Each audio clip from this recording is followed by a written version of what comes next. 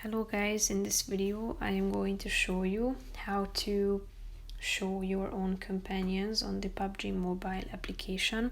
But first I just want to mention, don't forget to subscribe to my channel, because at 10,000 subscribers I am going to show you my whole YouTube revenue statistics and growth strategy, how to make money online. Now let's jump into it. First of all, open the app on your phone.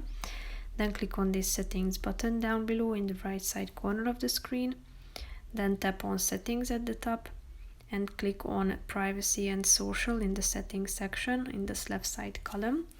Then go to the first section, which is social, and then you can find this show on companion TPP feature, which is the third one. So you can either enable it or disable it. Tap on the relevant button below and then it will be updated automatically. So basically that's pretty much it for this video, guys. See you in the next one. Bye bye.